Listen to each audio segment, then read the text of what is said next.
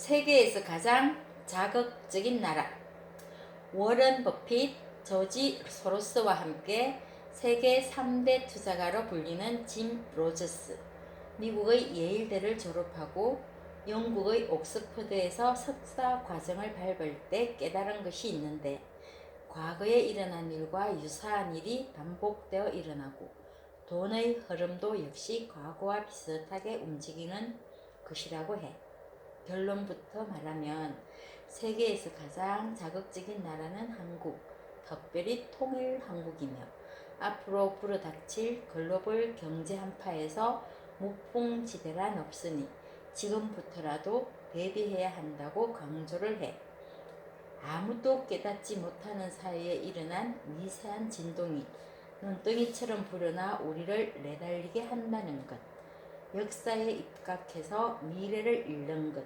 이것이 짐 로저스가 책을 통해 말하고 싶은 것이라고 하네. 머리가 이상해졌다는 소리를 들으면서도 리먼 사태, 트럼프 당선, 북한의 개방, 중국의 대두를 예언하여서 적중시켰던 저자는 투자를 성공시키려면 역사를 배우라고 해. 역사상 어느 해를 보더라도 그 해로부터 15년 후에는 세계가 완전히 달라져 있다는 것이야. 2008년 미국에서 리먼 사태가 일어난 이후로 전 세계적으로 채무가 불어났으며 10년 전에는 빚이 거의 없던 중국마저 지금은 막대한 채무를 지고 있다는 것. 미국도 10년 사이 500%나 늘어났다는 것. 지금 세계에서 빚이 없는 나라는 북한 정도뿐이라고 해.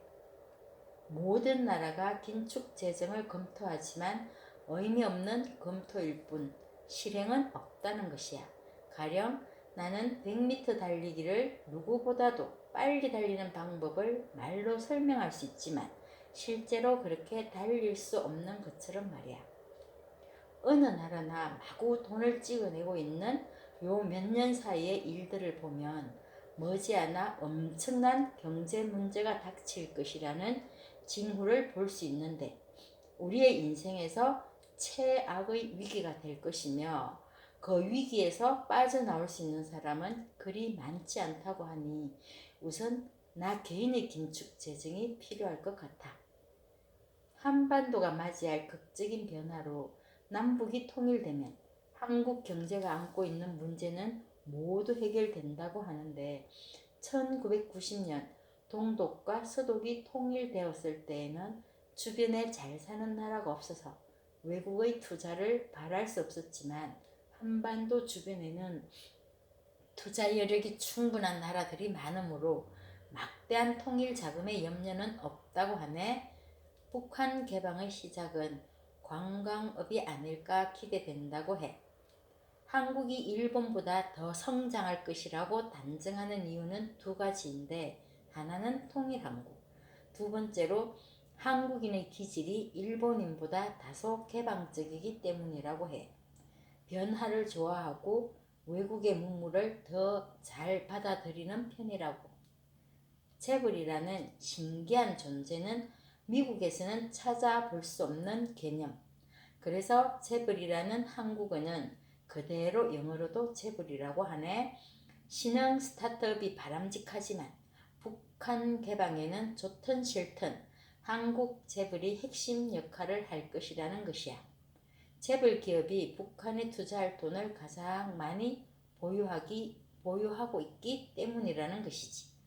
삼성병원에서 태어나고 삼성병원에서 숨을 거두고 삼성의 장례회사를 통해 장례를 치르는 한국인을 생각한다면 삼성은 한국인을 요람에서 무덤까지 지배하는 구조라는 것이야. 미국의 실리콘밸리에는 거의 모든 10대가 창업을 생각하는데 11년 연속 공무원이 최고 인기를 누리는 세계의 역사에도 없는 한국의 청년들이 도전보다 안정을 추구하는 사회에서 혁신은 어려울 수밖에 없는데, 이것은 사회적 분위기와 가치 교육의 문제라고 하네. 현재는 최하위라고 할 수 있는 북한은 1970년까지는 한국보다 더 잘 살았고 공산주의가 모든 것을 망쳤지만 아직 옛날의 강점을 갖고 있으며 현재 북한은 조용히 개방을 준비하고 있다고 말하네. 현재 북한에는 자유무역지역이라고 하는 장소가 15군데나 있으며 은밀하게 개성공업단지에 있는 공장을 가동시키고 있다고 해. 청소년기를 스위스에서 보낸 김정은이 몰고 온 새로운 바람과 원래부터 갖고 있던 건면한 국민성을 한국의 경영 능력과 자본에 대한 노하우를 잘 뒤섞으면 굉장히 자극적인 나라가 될 것이라는 것이야. 저자가 현재 보유 중인 한국 주식은 대한항공 주식이 중심이라고 해. 향후 5년간 급격하게 발전할 산업이라면 관광업과 농업이라고 하는데 북한에 대한 투자 금지 조치가 해제되면 저자는 전 재산을 투자하고 싶다고 해. 러시아는 자국과 북한을 잇는 철도를 건설하고 있으며 러시아와 가까운 지역 두세 군데에 항만 시설을 건설했고 중국도 북한과 통하는 다리와 도로를 건설 중이라고 해. 여하간 미국과 러시아, 중국이 북한 내의 땅 따먹기 게임에서 이기기 위해 필사적으로 싸우는 지금 북한과 한국은 변혁의 시기를 맞고 있다는 것이야. 저자의 일본에 대한 견해로는 지금의 아베노믹스로 간다면 일본은 망할 것이라는 것이야.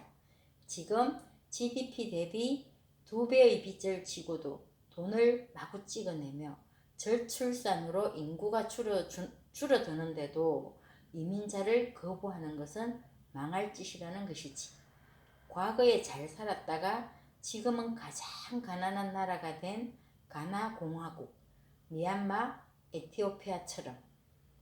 그럼에도 불구하고 아직 일본의 주식은 중국, 러시아보다는 괜찮다고 하는데 일본에 투자한다면 관광과 농업, 교육이라고 해. 일본의 부흥 가능성을 찾는다면 일본의 강점 3가지를 염두에 둘 수 있는데 일본의 최대 강점인 최고의 품질을 추구하는 것, 믿음직한 국민성, 높은 저축률이라고 하네.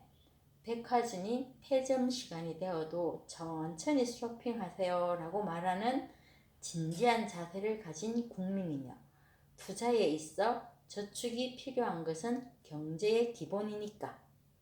결론적으로 말하는 것은 앞으로 역풍이 불어올 일본에서 살아가려면 무슨 일을 하더라도 해외와 관련된 일을 해야 한다는 것이야. 다음, 중국에 대하여. 세계를 지배할 나라의 가장 근접한 나라로 중국을 이야기해. 기업 평가액이 10억을 넘지만 아직 상장하지 않은 기술계 벤처기업을 가리키는 세계 유니콘 기업의 30%를 중국이 차지하고 있으며 중국에서 나오는 특허도 엄청나서 타의 추종을 불허한다는 것이야. 저자의 두 딸은 싱가포르에서 중국어로 교육을 받고 있는데 근면함을 미덕으로 칭송하며 경쟁심과 향상심을 부추기는 아시아 교육이 미국의 교육보다 훨씬 알차다고 하네. 중국의 교육이라는 토양과 특히 기술을 중시하면서 정부의 먼저 해보자는 관용의 자세가 중국 경제를 약진시키고 신경제를 대두시킨다는 것이야. 세계에서 가장 깊은 담수호인 바이칼 호수, 러시아 영토이지만 지리적으로는 중국과 가까운 시베리아 등 중국 주변의 각종 천연자원도 중국 경제의 정신호라는 것. 그래서 중국에 투자하려면 환경, 비즈니스, 인프라, 헬스 산업이라고 해.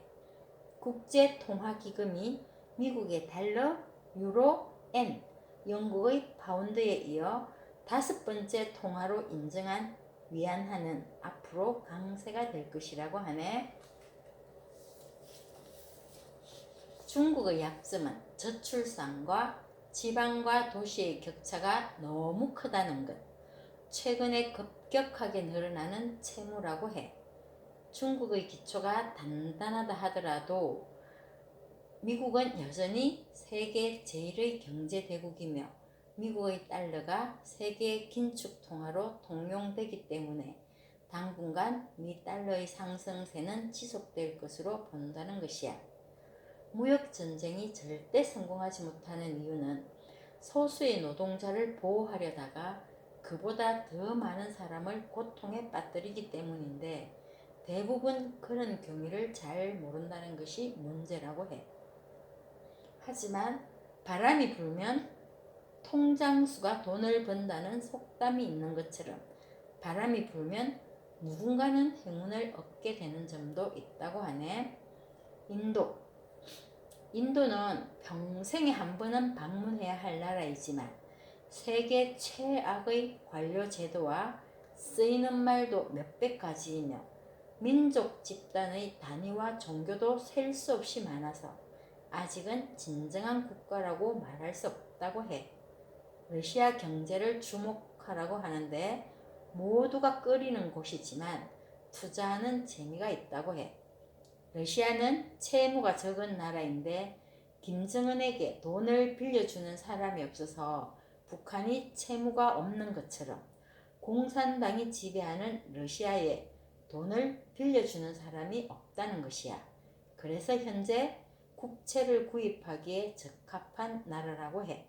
특별히 세계에서 가슴 설레는 몇 개의 도시 가운데 하나가 블라디보스토크인데 푸틴 대통령은 극동 지역에서 가장 큰 대학인 극동 연방대가 있음에도 불구하고 국내 최대 규모의 대학을 지으려 하고 외국 투자를 유치할 목적으로 매년 9월에 블라디보스톡에서 동방 경제 포럼을 열고 전 세계에서 참가자를 모집하고 있다는 것이야.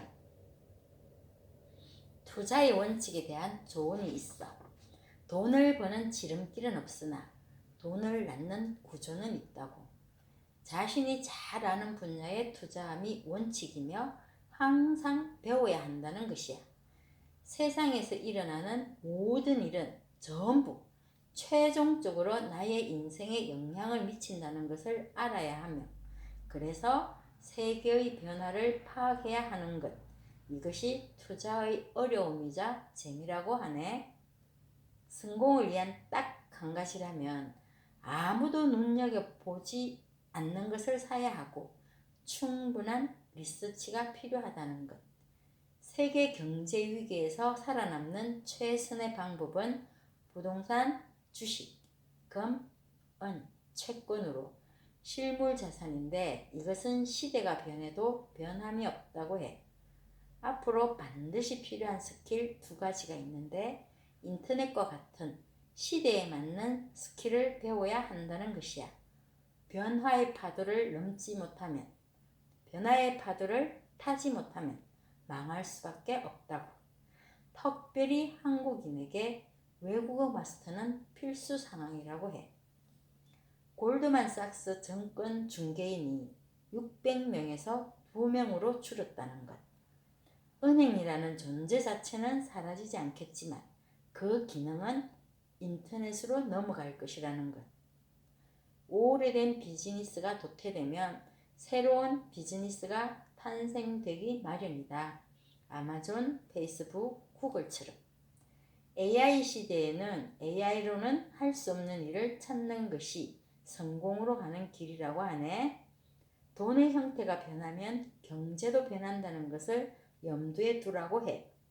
한국의 상거래 중에서 89%가 현금을 쓰지 않는 캐시리스 결제.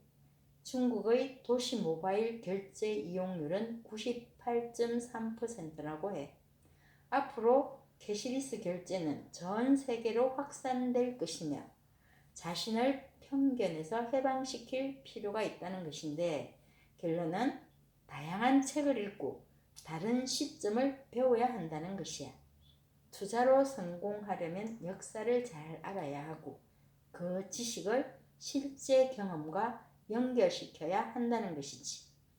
투자를 위해서만이 아니라 급격한 변화의 시대 속에 서 있는 개인으로서 제대로 살아내기 위해서라도 세상의 변화를 읽어내려고 노력해야겠다고 생각해. 모두들 날마다 배우고 익히며 스스로의 삶에서 성공자로 서기를. 배우고 때때로 익히면 그것 또한 즐겁지 아니한가 라는 고전 속의 한마디를 기억하면서 안녕.